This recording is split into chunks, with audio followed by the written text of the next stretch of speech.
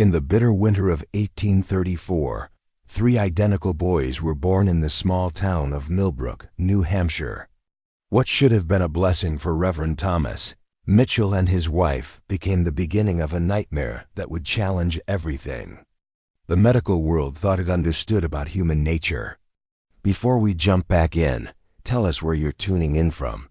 And if this story touches you, make sure you're subscribed because tomorrow I've saved something extra special for you. By their 7th birthday, all 3 children had died under circumstances so disturbing that Harvard Medical School refused to examine the evidence. The local physician burned his records rather than submit them to scientific review. And the church that Reverend Mitchell had served faithfully for 15 years declared the entire matter too dangerous to discuss. For nearly 2 centuries, the truth about Samuel, Benjamin, and Joshua Mitchell has remained buried in unmarked graves and sealed documents.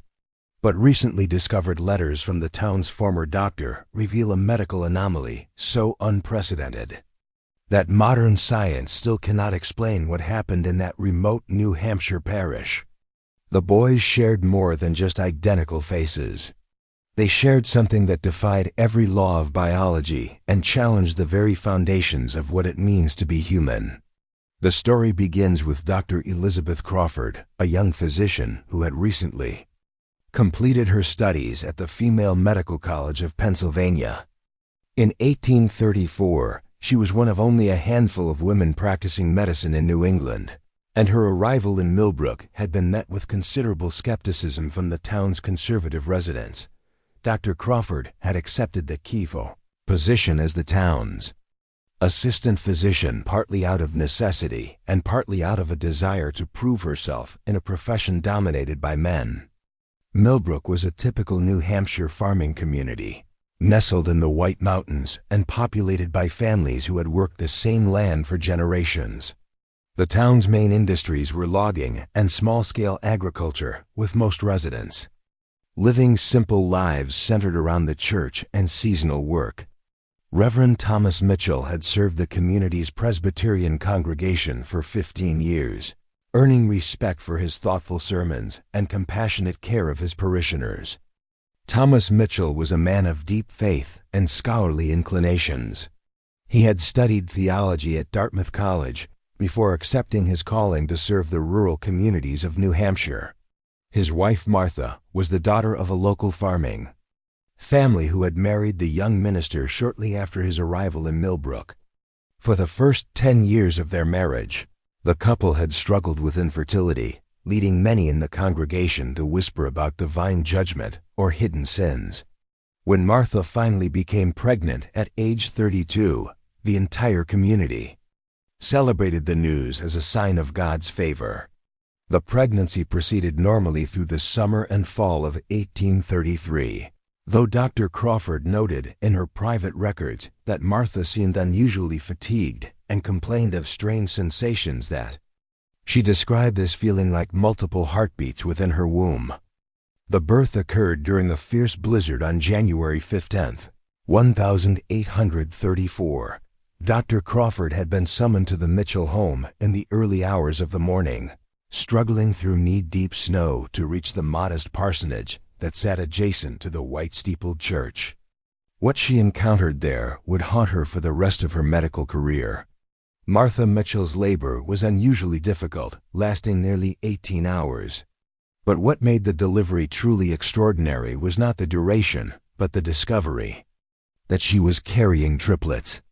In an era when multiple births were rare and often fatal, the arrival of 3 healthy boys seemed nothing short of miraculous. The entire town gathered at the church the following Sunday to celebrate what Reverend Mitchell proclaimed as a sign of divine blessing upon their community. Samuel, Benjamin, and Joshua Mitchell were identical in every measurable way. They shared the same bright blue eyes, the same auburn hair, and the same distinctive birthmark shaped like a crescent moon on their left shoulders. Dr. Crawford's initial examinations revealed no abnormalities, and the boys developed at a normal pace through their first months of life. However, by their first birthday, Dr. Crawford began to notice peculiarities that troubled her scientific mind. The boys seemed to share responses to stimuli in ways that exceeded normal sibling behavior. Preparing and narrating this story took us a lot of time, so if you are enjoying it, subscribe to our channel.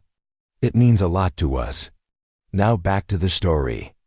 When one child was hurt, the other two would cry before seeing or hearing their brother's distress.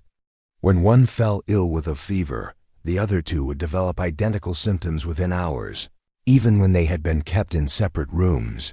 Martha Mitchell confided to Dr. Crawford that the boys sometimes seemed to communicate without speaking, turning their heads in unison toward sounds that only they could hear, or reaching for objects simultaneously as if following the same invisible signal. The phenomenon was subtle enough that most townspeople attributed it to the natural bond between identical siblings, but Dr. Crawford's medical training made her increasingly suspicious that something more unusual was occurring. The first documented incident that would later become central to the mystery happened on the boys' second birthday. During their celebration at the church, young Samuel fell from a chair and struck his head on the stone floor. Before Samuel could even cry out from the impact, both Benjamin and Joshua grabbed their own heads and began screaming. Despite being across the room and having no clear view of their brother's accident, Dr. Crawford examined all three boys and found identical bruising patterns on their foreheads, even though only Samuel had actually fallen. When she questioned Martha about the incident, the mother admitted that similar occurrences had been happening for months, but she had been afraid to discuss them for fear of being accused of witchcraft or demonic influence. Reverend Mitchell struggled to reconcile these strange events with his theological understanding. He spent long hours in prayer and study, searching scripture for guidance about the nature of his son's unusual connection. His private journal, discovered decades later, revealed a man torn between his love for his children and his growing fear that they represented something beyond the natural order of God's creation. As the boys grew older, their shared experiences became more pronounced and more troubling. They would wake from the same nightmares at exactly the same time, speak words in unison without apparent coordination, and demonstrate knowledge of events that only one of them had witnessed. Dr. Crawford began keeping detailed records of these incidents, documenting what she believed to be the first recorded case of what modern medicine might recognize as a form of psychic connection between siblings.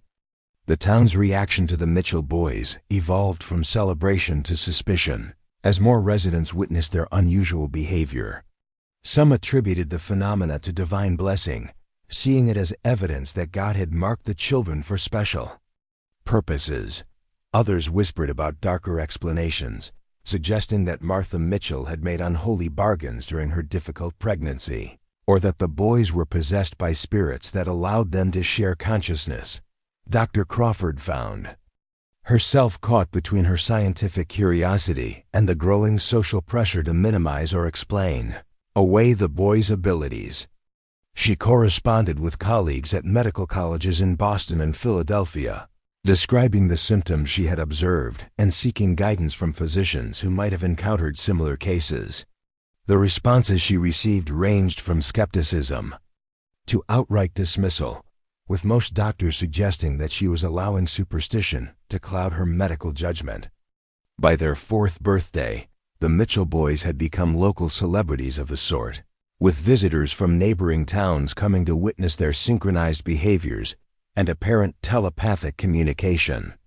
Reverend Mitchell initially welcomed these visits, hoping that exposure to outside observers might provide rational explanations for his son's abilities. However, as the attention intensified and the theories proposed became more extreme, he began to restrict access to his family and discourage discussion of the boys' unusual traits. The situation became more complicated when a traveling evangelist named Brother Cornelius Webb arrived in Millbrook during the summer of 1838.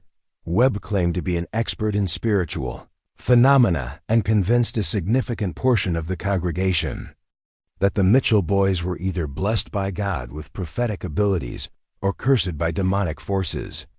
His inflammatory sermons divided the community and placed enormous pressure on the Mitchell family to either embrace or reject the supernatural explanations for their sons' behavior. Dr. Crawford watched with growing concern as the boys themselves began to understand that they were different from other children. They became increasingly withdrawn and seemed to suffer from the constant scrutiny and speculation about their nature. Samuel, who had always been the most outgoing of the three, began experiencing what appeared to be seizures during which he would speak in voices that his brothers would later claim belonged to deceased townspeople. The mystery deepened when Benjamin began demonstrating an uncanny ability to predict future events, accurately forecasting everything from weather patterns to the outcomes of local disputes. Joshua, meanwhile, seemed to possess knowledge of historical events that he could not possibly have learned through conventional means, recounting details about the town's founding and the lives of long-dead residents with startling accuracy. As the boys approached their 7th birthday, Dr. Crawford documented increasingly disturbing symptoms that suggested their shared consciousness was becoming a burden rather than a gift. They complained of constant headaches, spoke frequently about hearing voices that others could not perceive, and exhibited signs of premature aging that concerned both their parents and their physician. The boy who had once seemed like a divine blessing was transforming into a source of anguish for everyone involved. The turning point in Dr. Crawford's understanding of the Mitchell boys came during the harsh winter of 1840, when a series of events unfolded that would forever change her perception of medical science and human capability. The boys had just turned 6, and their peculiar abilities had evolved beyond simple shared sensations into something far more complex and disturbing. It began with what the townspeople would later call the Night of 3 Deaths. On February 8, 1840, Dr. Crawford was awakened at her modest boarding house by frantic pounding on her door. Mrs. Agnes Hartwell, the town's midwife, stood in the swirling snow with tears freezing on her weathered cheeks. 3 families in Millbrook had simultaneously lost elderly relatives during the night, and each death had occurred at exactly the same moment, according to the church bell that had chimed midnight. What made these deaths extraordinary was not their timing, but the manner in which they had been predicted. Earlier that evening, Samuel Mitchell had approached his father in the church vestry, speaking in a voice that Reverend Mitchell later described as unnaturally aged and hollow. The boy had announced that Old Man Henderson would pass before the night was through, followed by Widow Thompson and finally Grandfather Williams. He had provided specific details about how each person would die and even described their final words. Dr. Crawford arrived at the Henderson farm first, finding the family gathered around the bed of their patriarch, who had indeed passed during the night. Jacob Henderson, the old man's son, recounted how his father had spent his final hours speaking about seeing his deceased wife calling to him from a bright meadow, exactly as young Samuel had predicted. The widow's daughter confirmed a similar account, with her mother having described visions of her late husband beckoning her toward a golden light. At the Williams household, Dr. Crawford encountered something that challenged every aspect of her medical training. Grandfather Williams had died peacefully in his sleep, but his grandson reported that the old man had spent the evening recounting detailed memories of his childhood in Ireland, memories that he had never shared before and that included information about relatives who had died decades earlier. Most disturbing of all, the grandson insisted that his grandfather had spoken in the exact words and phrases that Samuel Mitchell had used when making his prediction. Dr. Crawford spent the following weeks investigating these incidents, interviewing family members, and examining the circumstances surrounding each death. What she discovered was a pattern that defied rational explanation. Samuel Mitchell had not simply predicted these deaths. He had somehow gained access to the private memories and experiences of the dying individuals. He knew details about their lives that no 6-year-old child could possibly have learned through conventional means. The phenomenon became more frequent and more specific as winter progressed into spring.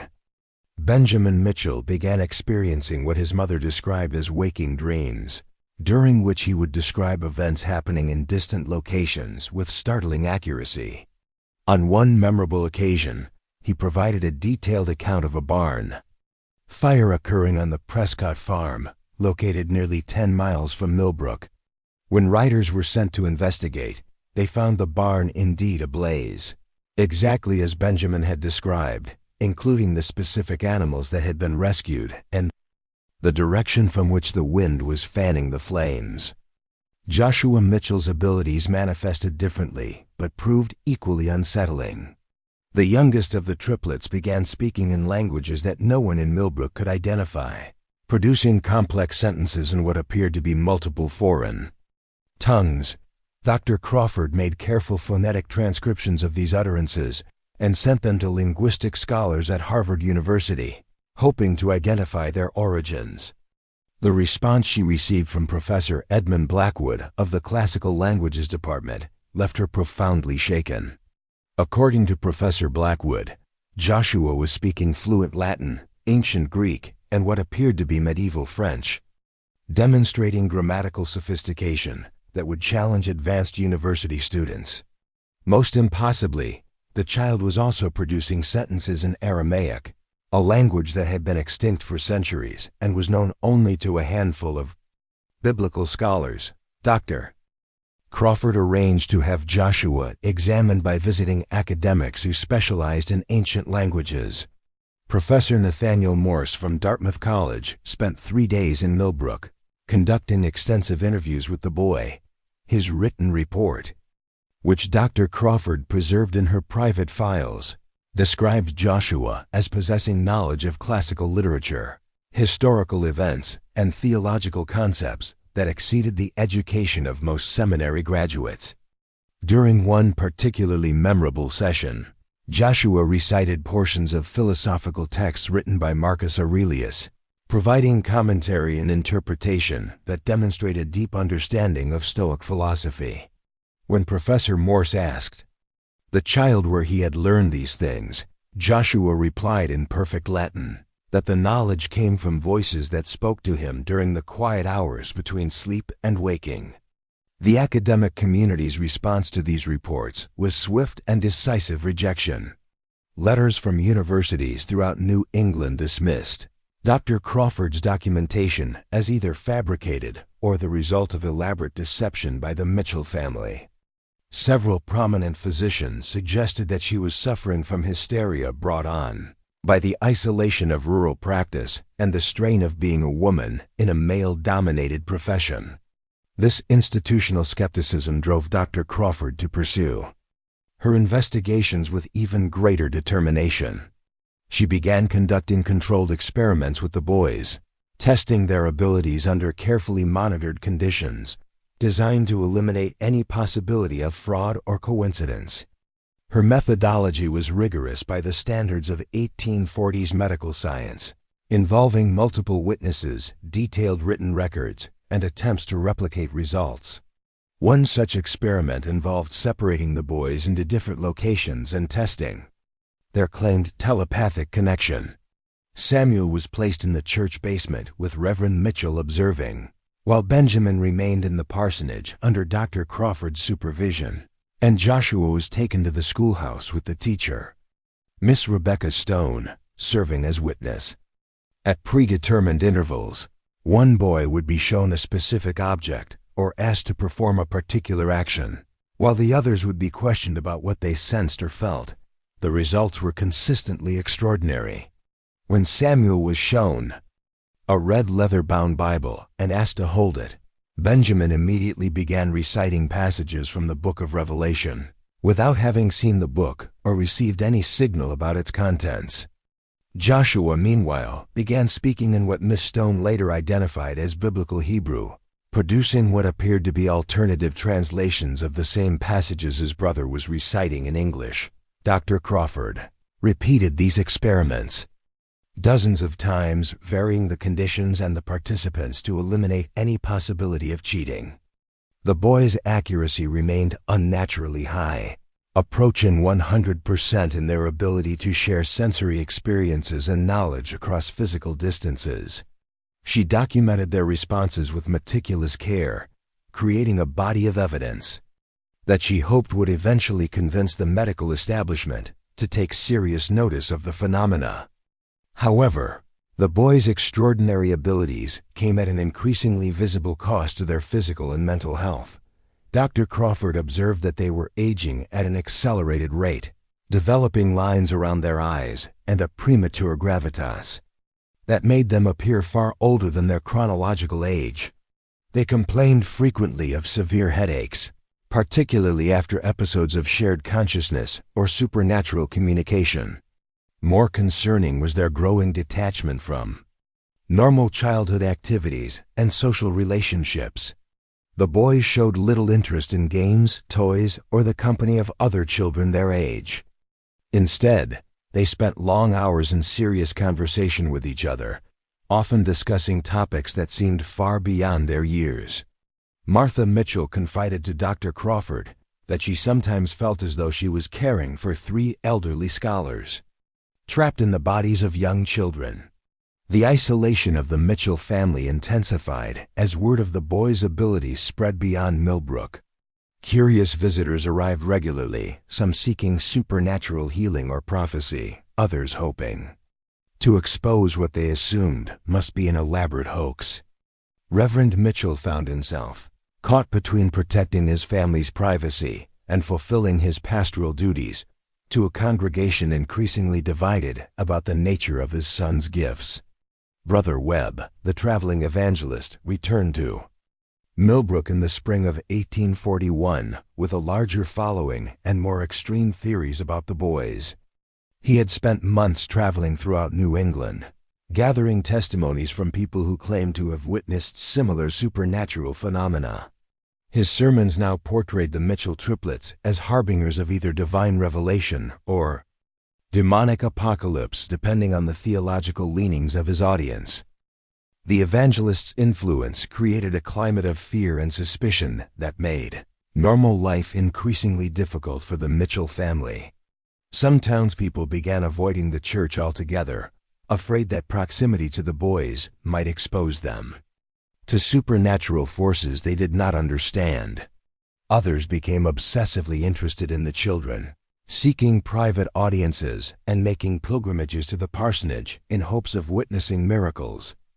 Dr. Crawford found herself defending not only her professional reputation, but also her commitment to rational inquiry in the face of mounting religious hysteria. Her correspondence with medical colleagues became increasingly defensive as she struggled to maintain scientific objectivity while documenting phenomena that seemed to defy natural law. She began to question whether her dedication to understanding the boys' abilities was helping or harming both the children and the community. The situation reached a crisis point when Joshua Mitchell, during one of his episodes of speaking in ancient languages, began producing what appeared to be prophecies about future events in Millbrook. His predictions were specific and detailed, including the names of individuals who would experience significant life changes, descriptions of accidents that had not yet occurred, and even forecasts about weather patterns and crop yields for the coming seasons. When several of these prophecies proved accurate, the community's response became increasingly polarized. Some residents declared the boys to be blessed with divine sight and began treating them as oracles whose words carried supernatural authority. Others denounced them as agents of dark forces and demanded that Reverend Mitchell remove his family from the town before their presence brought judgment upon the entire community. Dr. Crawford realized that her scientific investigation had inadvertently contributed to a social crisis that threatened to destroy the very subjects she was trying to study. The boys were becoming prisoners of their own extraordinary abilities, unable to live normal lives while serving as lightning rods for the fears and hopes of everyone around them. She began to question whether some mysteries were too dangerous to pursue, even in the name of advancing human knowledge. The final straw came when Benjamin Mitchell began experiencing what Dr. Crawford could only describe as episodes of multiple personality manifestation. During these episodes, the boy would speak in voices and mannerisms that seemed to belong to different individuals, often people who had died years earlier. He would provide detailed accounts of their lives, their relationships, and their final moments, information that could be verified through church records and family testimonies. These manifestations were so convincing that several townspeople became convinced that Benjamin was being possessed by the spirits of their deceased relatives. They began requesting private sessions with the boy, hoping to communicate with lost loved ones or receive messages from beyond the grave. The requests became demands, and the demands became threats when the Mitchell family attempted to protect their son from exploitation. Dr. Crawford knew that she was witnessing phenomena that challenged the very foundations of medical science and human understanding. The boy's abilities appeared to be growing stronger rather than weaker as they matured, suggesting that whatever was causing their condition would only become more pronounced with time. She began to fear that their extraordinary gifts might ultimately prove incompatible with human life, burning out their developing minds and bodies like candles exposed to too much oxygen. As the boys approached their 7th birthday, Dr. Crawford made the difficult decision to contact colleagues at institutions beyond New England, hoping to find researchers who might be willing to study the phenomena without the religious and cultural biases that had clouded local investigations.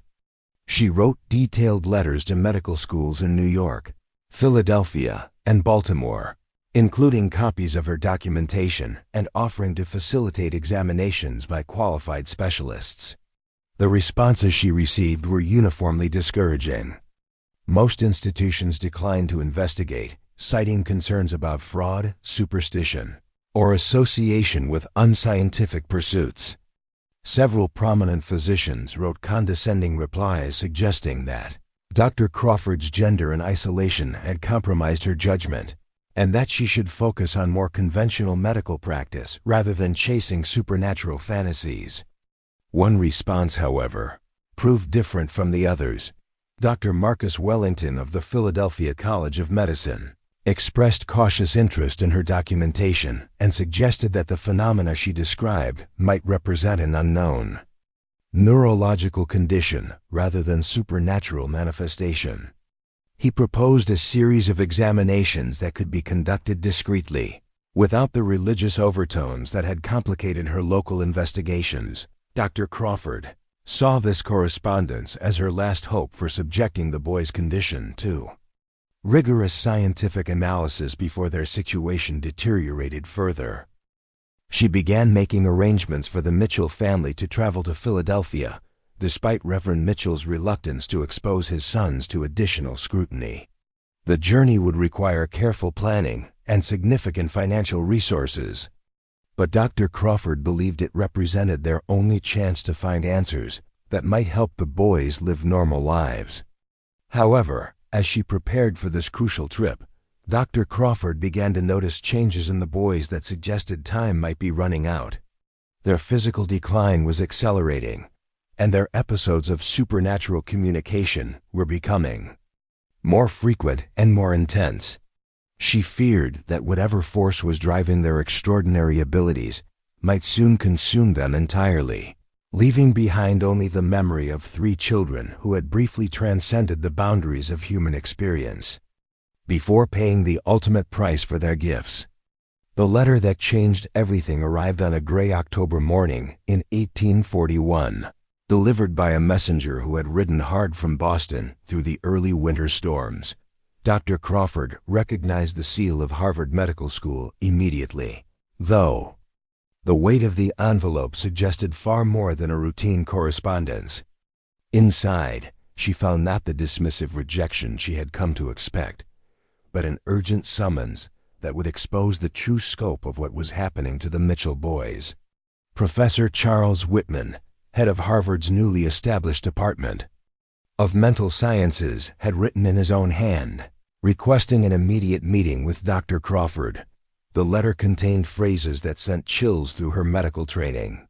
Similar manifestations reported across New England, and institutional suppression of documentation, and most disturbing of all, other families affected by identical phenomena. Professor Whitman had enclosed a private railroad pass and instructions to meet him at a discreet location in Cambridge, away from the university's official buildings. Dr. Crawford made the journey to Massachusetts with a mixture of anticipation and dread. She had spent months documenting the Mitchell boys' abilities in isolation, believing their case to be unique in medical history. The possibility that other children might be experiencing similar conditions both validated her scientific observations and suggested something far more sinister than a simple medical anomaly. The meeting took place in Professor Whitman's private study, a cluttered room lined with medical texts and anatomical specimens that spoke to a lifetime devoted to understanding the human mind. Whitman himself was a tall, gaunt man in his 50s, whose intense gray eyes seemed to catalog every detail of her appearance and demeanor. He listened without interruption as Dr. Crawford presented her documentation of the Mitchell boys' abilities, occasionally making notes in a leather-bound journal that he kept carefully angled away from her view. When she finished her presentation, Professor Whitman was silent for several long minutes before speaking in a voice that carried the weight of terrible knowledge. He revealed that Harvard had been secretly collecting reports of similar cases for nearly a decade, building a confidential archive of children who displayed what he termed unprecedented neurological synchronization. The cases shared disturbing similarities to what Dr. Crawford had observed in Millbrook, including telepathic communication between siblings, prophetic abilities, and knowledge of information that could not have been acquired through normal means.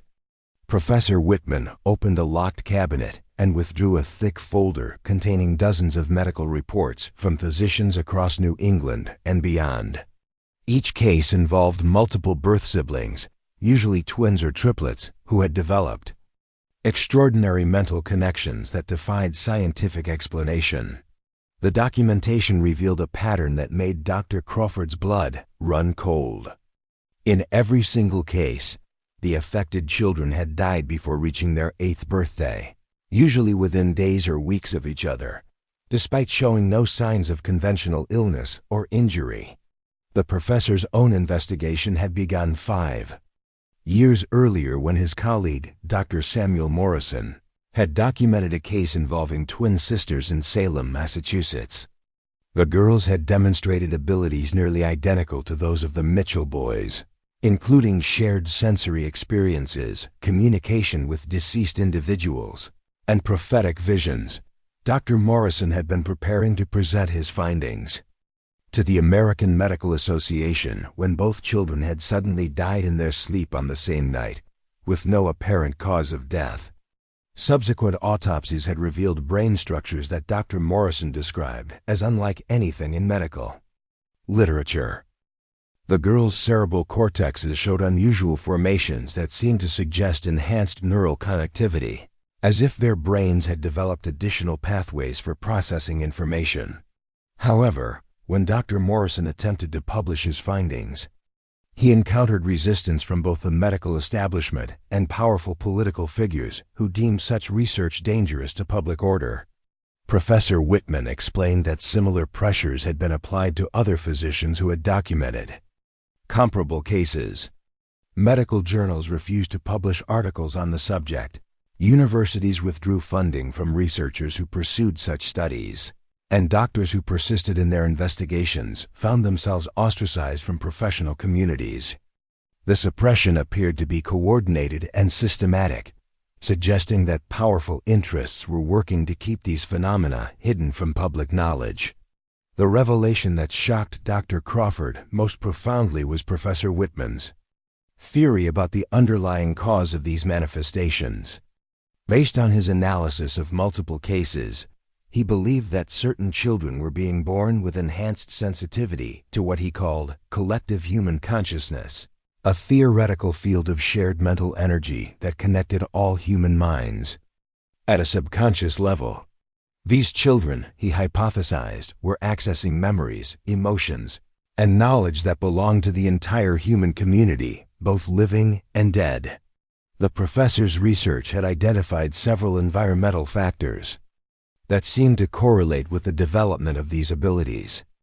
Affected families often lived in areas with unusual geological formations, particularly regions with high concentrations of certain minerals in the soil and water.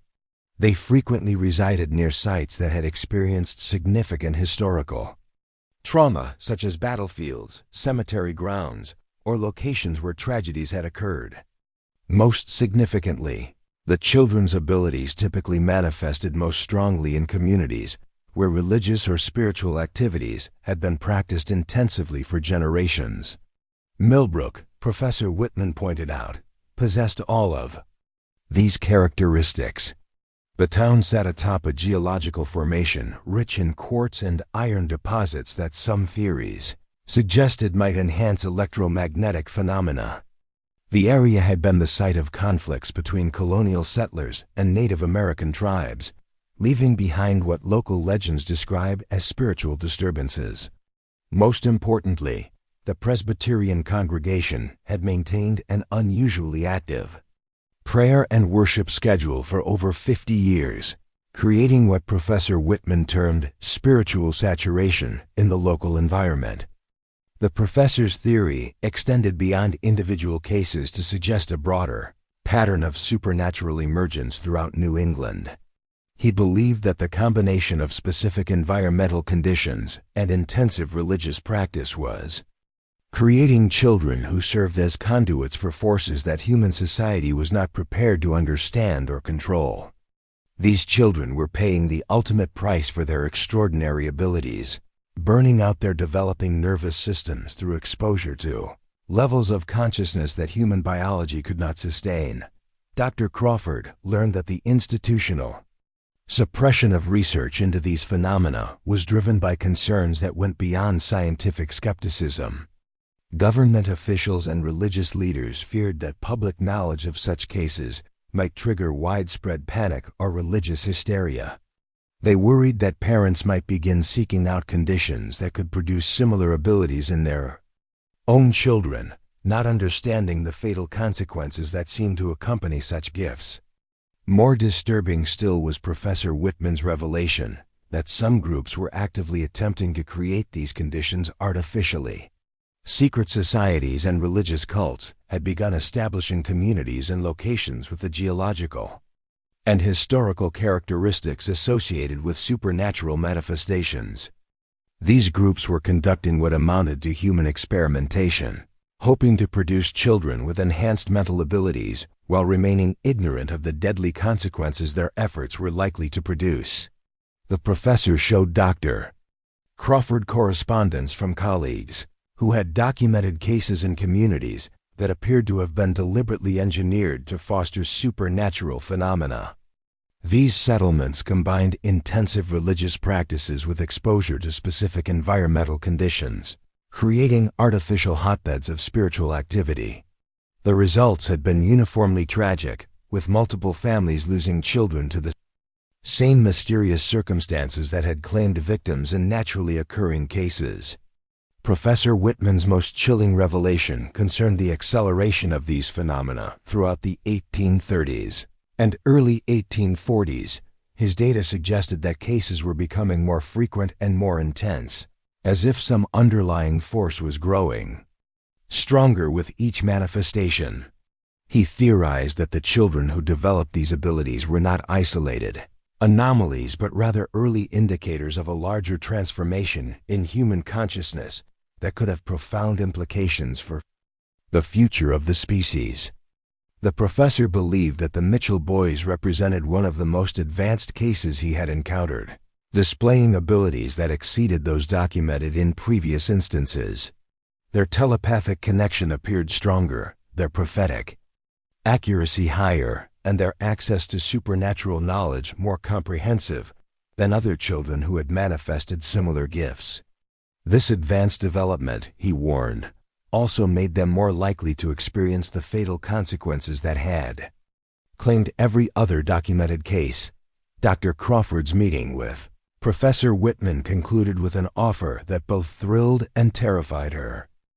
The professor invited her to join a secret research consortium that was attempting to study these phenomena while avoiding the institutional suppression that had blocked previous efforts.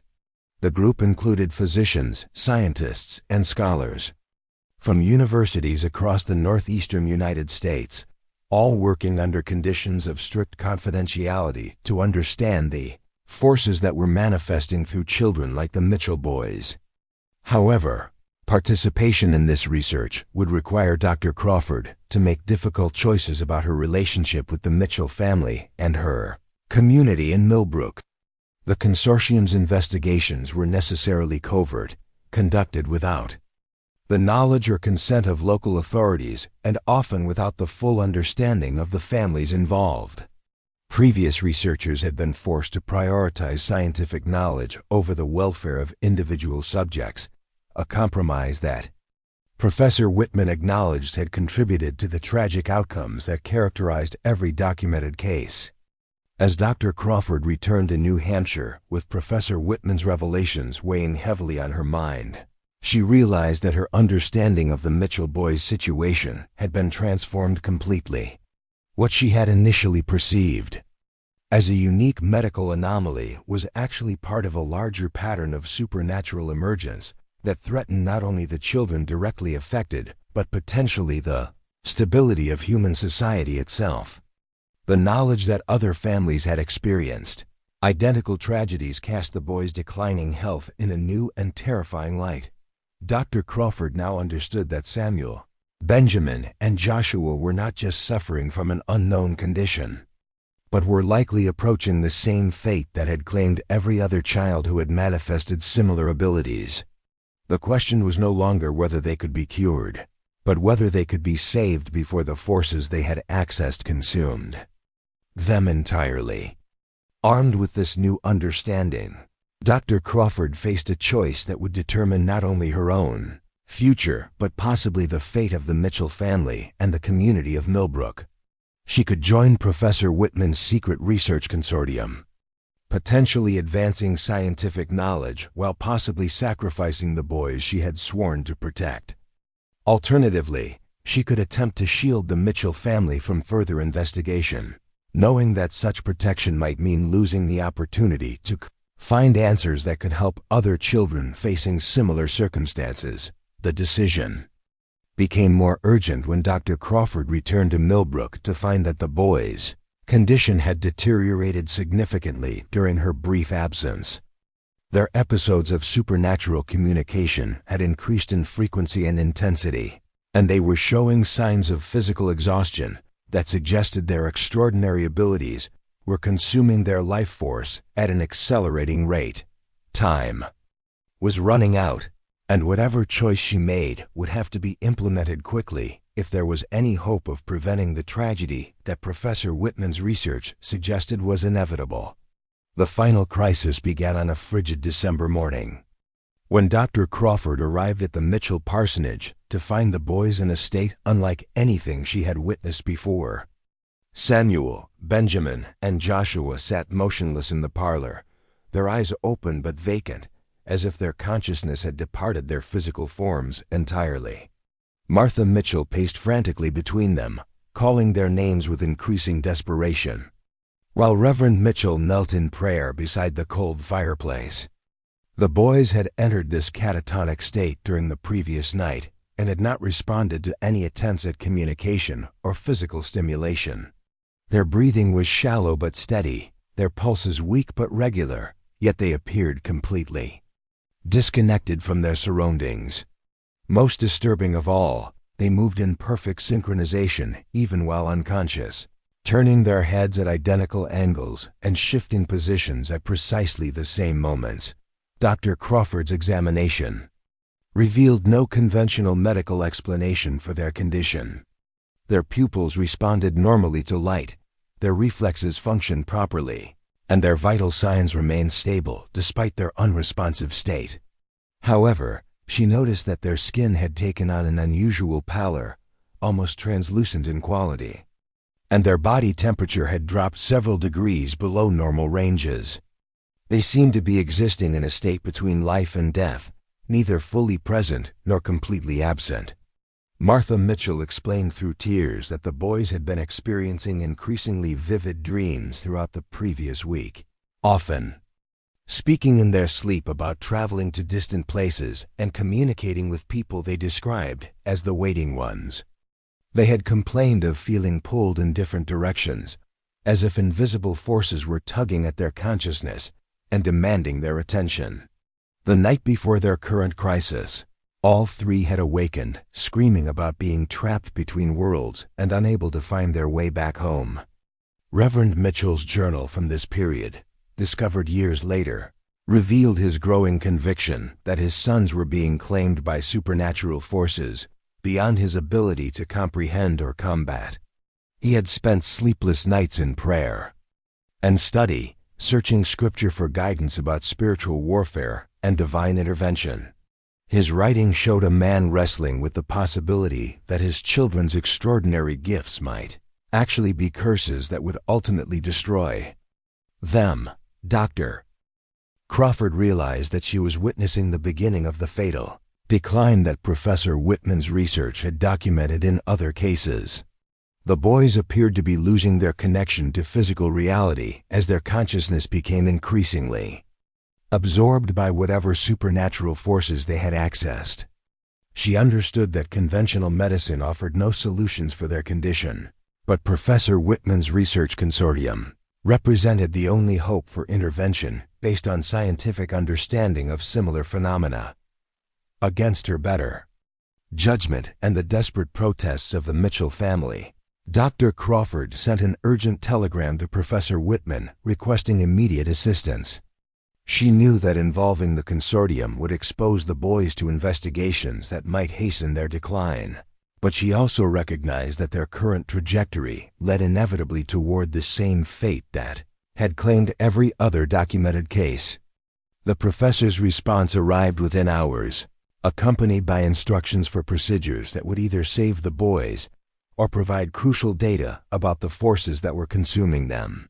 Professor Whitman's telegram contained detailed protocols for what he termed consciousness retrieval, experimental techniques developed through the consortium's secret research into similar cases. The procedures involved a combination of medical intervention and what could only be described as spiritual manipulation, designed to anchor the boys' departing consciousness to their physical forms while severing their connections to supernatural influences. The first step required the creation of what Professor Whitman called an isolation environment, a specially prepared space that would minimize external spiritual influences while maximizing the boys' connection to material reality. Dr. Crawford worked with Reverend Mitchell to transform the church basement into this therapeutic space, removing all religious symbols and artifacts that might enhance supernatural activity while introducing elements designed to ground the boys in physical sensation and earthly awareness. The isolation chamber was lined with copper sheeting that Professor Whitman claimed would disrupt electromagnetic phenomena associated with psychic manifestations. The floor was covered with soil from areas specifically chosen for their lack of historical trauma or spiritual significance. The boys were to be dressed in clothing made from undyed natural fibers and given water from springs located far from any sites of religious or supernatural activity. However, the preparation of this isolation environment attracted unwanted attention from forces that Dr. Crawford had not anticipated. Brother Webb, the traveling evangelist who had previously declared the boys to be either divine prophets or demonic agents, arrived in Millbrook with a large following of believers who viewed any attempt to interfere with the children's condition as spiritual warfare against God's will. Webb's followers established a camp outside the church, conducting continuous prayer vigils and spiritual warfare sessions, designed to either protect the boys from demonic influence or prevent human interference, with divine plans depending on their theological interpretation of the situation. Their presence created an atmosphere of religious hysteria that made rational medical intervention increasingly difficult and dangerous. The confrontation between scientific and religious approaches to the boy's condition came to a head when Dr. Crawford attempted to begin the consciousness retrieval procedures. As she prepared to move the unconscious children to the isolation chamber, Webb's followers surrounded the parsonage, demanding that the boys be released to their spiritual care. They accused Dr. Crawford of practicing witchcraft and Reverend Mitchell of betraying his faith by allowing secular interference with what they believed to be a divine manifestation. The situation escalated when several of Webb's most fervent followers attempted to force their way into the parsonage, claiming that God had commanded them to protect the children from corrupting influences. Reverend Mitchell was forced to barricade the doors while Dr. Crawford continued her preparations, knowing that delay might cost the boys their only chance of survival. The crisis reached its peak when the boys themselves became active participants in the conflict surrounding their treatment. Despite their catatonic state, they began speaking in unison, their voices carrying across the parsonage and into the yard where Webb's followers had gathered. Their words were not in English, but in the ancient languages that Joshua had previously demonstrated, creating an effect that both scientific and religious observers found profoundly unsettling. Professor Whitman, who had arrived from Cambridge during the night, interpreted the boys' utterances as evidence that their consciousness was being pulled deeper into whatever supernatural realm they had accessed. He urged immediate implementation of the consciousness retrieval procedures, arguing that further delay would make their recovery impossible. However, Webb countered that the boys were delivering prophetic messages that must be allowed to continue regardless of the physical consequences. Dr. Crawford found herself caught between competing interpretations of the boys' condition, each carrying profound implications for their treatment and survival. Professor Whitman's scientific approach offered hope based on systematic research but involved experimental procedures that might accelerate the boys' decline if unsuccessful. Webb's religious interpretation provided spiritual comfort, but seemed to accept the children's death as inevitable and possibly desirable. The decision was ultimately forced by the boys themselves. As dawn broke over Millbrook, Samuel, Benjamin, and Joshua simultaneously opened their eyes and spoke in clear English for the first time in days. They described experiencing a choice between remaining in the supernatural realm they had accessed, or returning to their physical bodies with the understanding that such return would require them to abandon their extraordinary abilities forever. Their description of this choice revealed the true nature of their condition. The boys explained that their consciousness had become anchored to what they called the space between spaces, a realm where the thoughts and memories of all human beings, living and dead, existed as accessible information. They had been drawn into this space by their enhanced sensitivity and had gradually become more comfortable there than in their physical reality. The supernatural realm offered unlimited knowledge and communication with consciousness from throughout human history, but existence there required abandoning physical form entirely. The boys could choose to remain and gain infinite understanding while dying physically, or they could return to normal human consciousness and live ordinary lives without their extraordinary gifts. Professor Whitman's consciousness retrieval procedures were designed to force this choice in favor of physical survival by making the supernatural realm inaccessible to the boys' consciousness. However, the process was dangerous and might result in permanent mental damage if the boys' minds had become too deeply integrated with the supernatural forces they had encountered.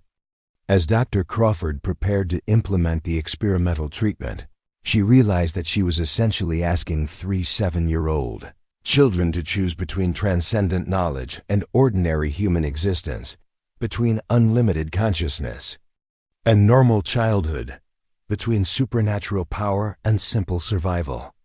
The weight of this decision fell not only on the boys themselves, but on everyone who had become invested in their extraordinary condition. The confrontation between different approaches to the boys' crisis had revealed fundamental questions about the nature of human consciousness, the value of supernatural knowledge, and the price that individuals should be asked to pay for abilities that transcended normal human limitations. Dr. Crawford understood that whatever happened in the coming hours would determine not only the fate of Samuel, Benjamin, and Joshua Mitchell, but also the future of research into phenomena that challenged the very foundations of medical and scientific understanding. The boys' choice, when it came, would prove more surprising and more devastating than anyone involved had anticipated, forcing everyone present to confront the possibility that some forms of human transcendence might be too powerful for mortal existence to contain. The final phase of the Mitchell boys' extraordinary story was about to unfold, and its conclusion would haunt everyone who witnessed it for the rest of their lives. The boys made their choice at the exact moment the church bell chimed 7 times. On that frozen December morning, Samuel, Benjamin, and Joshua Mitchell stood together in the center of the isolation chamber, their eyes now fully alert and strangely peaceful. They had rejected both Professor Whitman's consciousness retrieval procedures and Brother Webb's spiritual intervention, choosing instead a third path that no one had anticipated. Dr. Crawford watched in stunned silence as the boys explained their decision in voices that carried wisdom far beyond their years. They had discovered that the supernatural realm they had accessed was not separate from physical reality, but rather a deeper layer of human existence that had always been present. Their extraordinary abilities had not been curses or divine gifts, but rather natural human capabilities that had been suppressed by centuries of fear and misunderstanding. The boys revealed that they could sense similar potential in other children. Throughout New England, dormant abilities waiting to emerge under the right conditions. However, they had also learned that premature awakening of these capabilities without proper understanding and support inevitably led to the tragic outcomes that Professor Whitman had documented. The children who had died in previous cases had been overwhelmed by forces they could not control or comprehend.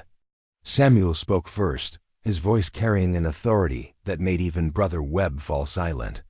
He explained that they had been chosen not to demonstrate supernatural power, but to serve as bridges between ordinary human consciousness and the expanded awareness that represented humanity's next evolutionary step. Their role was to prepare the way for future generations who would develop these abilities naturally and safely. Benjamin continued the explanation, describing how their experiences had shown them the interconnectedness of all human minds and the presence of accumulated knowledge and wisdom that could be accessed through proper training and preparation. The supernatural communications they had received were not messages from the dead, but rather connections to the collective memory and understanding of the human species. Joshua concluded their revelation by announcing that they would voluntarily release their extraordinary abilities, not through Professor Whitman's experimental procedures, but through a conscious choice to return their enhanced consciousness to its source. They would retain their memories of what they had experienced, but would no longer serve as active conduits for forces that their community was not ready to understand or accept. The transformation that followed defied every expectation held by the scientific and religious observers present. The boys did not collapse or struggle against invisible forces. Instead, they simply closed their eyes, joined hands, and seemed to exhale something invisible but tangible that everyone in the chamber could sense departing. When they opened their eyes again, they were ordinary 7-year-old children, tired and confused but unmistakably normal. Dr. Crawford's immediate medical examination confirmed that the boys had indeed returned to conventional human baselines. Their enhanced neural activity had ceased, their synchronized behaviors had disappeared, and their access to supernatural knowledge had been completely severed. They remembered their extraordinary experiences as if recalling vivid dreams, but they no longer possessed any abilities that exceeded normal human capabilities. Professor Whitman's instruments detected no residual electromagnetic anomalies or psychic phenomena in the chamber or in the boys themselves. His carefully planned research had become irrelevant in the face of a voluntary transformation that his scientific theories had not predicted or accounted for. The boys had solved their own crisis through an act of conscious choice that transcended both medical intervention and religious interpretation. Brother Webb's followers gradually dispersed as it became clear that the supernatural manifestations they had come to witness had ended permanently. The evangelist himself struggled to incorporate the boys' peaceful resolution into his apocalyptic theology, eventually declaring that their choice represented a temporary victory of human will over divine purpose that would be corrected in God's own time. The aftermath of the boys' transformation brought unexpected peace to Millbrook. The community gradually returned to normal routines, though the events surrounding the Mitchell family had left lasting impressions on everyone involved. Reverend Mitchell resumed his pastoral duties with renewed appreciation for the mysteries of faith and the importance of protecting children from forces beyond their understanding. Dr. Crawford continued her medical practice with a profoundly altered perspective on the 5A relationship between science and phenomena that defied conventional explanation. She never published her documentation of the boys' case, choosing instead to preserve her records as private testimony to experiences that might prove valuable to future researchers who encountered similar manifestations. The boys themselves grew to adulthood without any recurrence of their extraordinary abilities. Samuel became a teacher, Benjamin pursued farming, and Joshua entered the ministry like his father. They maintained close relationships throughout their lives but never spoke publicly about their childhood experiences, treating them as private memories that belonged to a different phase of their existence. Professor Whitman's secret research consortium gradually dissolved as it became clear that the phenomena they studied could not be controlled or predicted through conventional scientific methods. The professor himself abandoned his investigations into supernatural consciousness, concluding that some aspects of human experience were meant to remain beyond the reach of systematic analysis. The institutional suppression of research into similar cases continued throughout the 19th century, but the Mitchell boys' peaceful resolution provided hope that future manifestations might be handled with greater wisdom and less tragic outcomes. Their example suggested that extraordinary human abilities need not inevitably lead to destruction if approached with proper understanding and support. Dr. Crawford's private papers, discovered in her estate decades later, contained her final assessment of the Mitchell case. She wrote that the boys had taught her that the boundaries between normal and supernatural human capabilities were far more fluid than medical science acknowledged. Their experience suggested that humanity possessed latent potentials that would emerge naturally as the species evolved, but only if society learned to nurture rather than fear such developments. The Mitchell boys' story became a closely guarded secret passed down through selected families in Millbrook, serving as both warning and hope for future generations. Their choice to voluntarily relinquish extraordinary abilities in favor of ordinary human existence demonstrated that transcendence need not require sacrifice of life itself, but could instead represent a conscious decision about how to use gifts that exceeded conventional understanding. Years later, when Dr. Crawford was asked by a trusted colleague whether she believed the boys had truly possessed supernatural abilities or had simply been victims of collective delusion, she replied that the distinction was ultimately meaningless. What mattered was that 3 children had faced forces beyond their control and had found a way to reclaim their humanity without losing their lives. The legacy of Samuel Benjamin and Joshua Mitchell remained hidden from scientific scrutiny, but their example continued to influence how certain families and communities approached children who displayed unusual abilities. Their story served as proof that extraordinary human potential could be managed safely if approached with wisdom, patience, and respect for the children who carried such gifts. Up next, you've got 2 more standout stories right on your screen. If this one hit the mark, you won't want to pass these up. Just click and check them out.